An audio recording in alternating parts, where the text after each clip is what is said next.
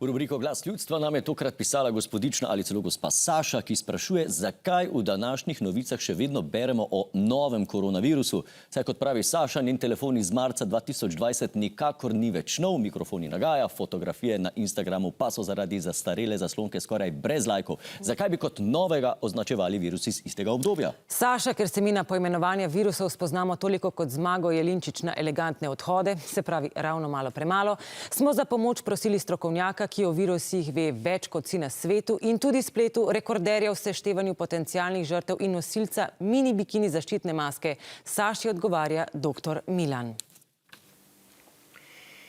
Saša, pozdravljeni. Torej, kar se tiče poimenovanja novih koronavirusov, menim, da je tu vse jasno. Stvar imenujemo nova, dokler in če ali sploh je nova, razen v primerih, ki so natančno določeni. Se pravi, tukaj govorimo o posebnih izjemah, ki so pa aktualne, kot že ime pove, bolj izjemoma.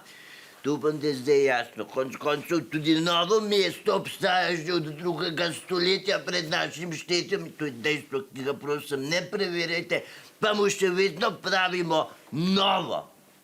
Kot ste tudi sami povedali, vaš telefon ni več nov, ker slabo deluje, medtem ko korona, tako kot trenutna vladna ekipa v odhodu, čeprav je zdaj malo bolj švohka, jeseni bo delovala in to vam garantiram.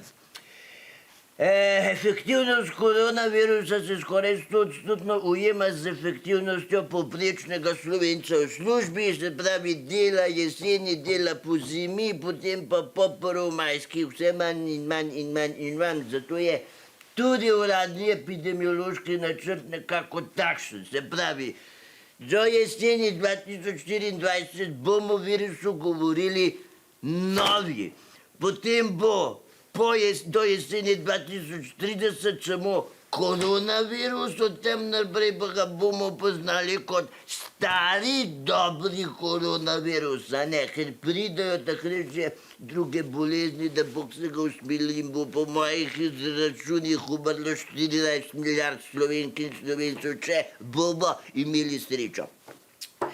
Določeni ljudje so se pritoževali, da so moji izračuni premalo natančni, ampak gospa Saša, vi se morate zavedati, da so tipke teh kalkulatorjev zelo majhne in tu mimogrede človek pritisne kakšno nulo preveč, podobno kot pri naročilicah za nabavo zaščitne opreme, kar pa seveda ni moje področje, tako da tega ne bom komentiral. Kaj sem hotel povedati? Jaz sem želel veliko sreče, pazite na svoje bližnje. A je to v redu?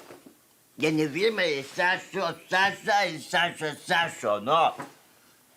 Ja, to bi mi pa prej povedali. Čakaj, ključe imam, denarnico imam, telefon imam, sem kaj pozabil. Ja, a subscribe si se? Točno. Viš, to sem pa pozabil. Takoj naredil, da ne pozabim, ja.